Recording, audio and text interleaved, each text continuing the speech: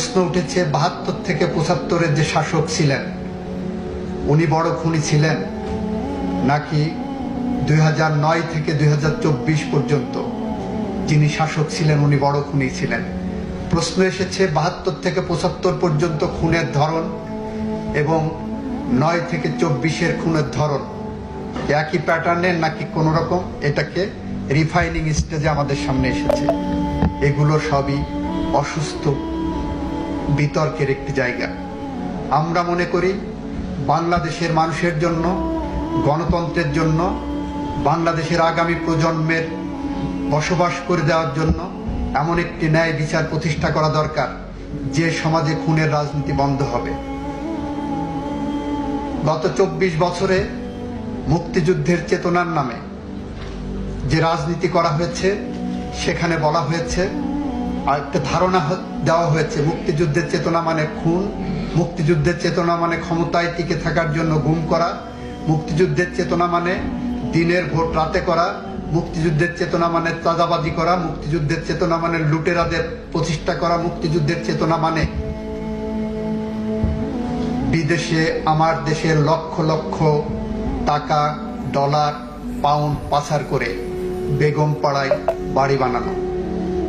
এমন একটি সমাজ ব্যবস্থার মধ্য দিয়ে একটি বৈষম্যহীন সমাজ প্রতিষ্ঠার জন্য জুলাই বিপ্লবের সময় যে আন্দোলনের সূচনা হয়েছিল শান্তিপূর্ণ আন্দোলন ছিল। দাবি উঠেছিল আমরা চাই এ সমাজ বৈষম্যহীন হোক, দাবি উঠেছিল এ সমাজ ন্যায় বিচার প্রতিষ্ঠা হোক, দাবি উঠেছিল এই সমাজে মানুষের অধিকার প্রতিষ্ঠা হোক, দাবি উঠেছিল এই সমাজে গণতন্ত্র প্রতিষ্ঠিত হোক। সমস্ত দাবিকে কণ্ঠরুদ্ধ করার জন্য যে নির্মমভাবে হত্যাযজ্ঞ চালানো হয়েছে, আমার দেশে ৩০,০০০-এর মতো মানুষ এখনো পঙ্গুত্ব বরণ করছে। ৩৬ দিনে তাদেরকে গুলি করে পঙ্গু করা হয়েছে। প্রায় ২,০০০-এর মতো মানুষকে হত্যা করা হয়েছে এবং তারপরেও তাদের মধ্যে কোনো অনুশোচনা হয়নি। পৃথিবীর ইতিহাসে আমরা দেখেছি অনেক স্বৈরাচার পালিয়ে গেছে।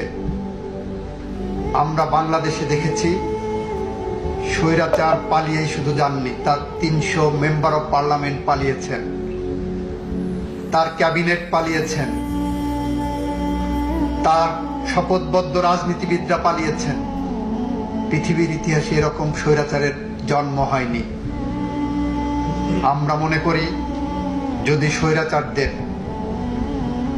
কোনো সমিতি করা হয় তাহলে আজকে যে স্বৈরাচারের বিচারের মুখোমুখি এই রাষ্ট্র করেছে, যে খুনির বিচারের মুখোমুখি করেছে, সে সেই সমিতির সভাপতি হতে পারে।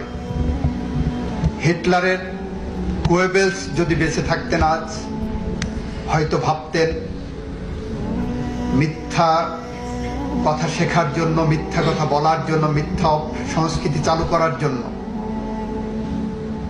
পিএইচডি করার প্রয়োজন।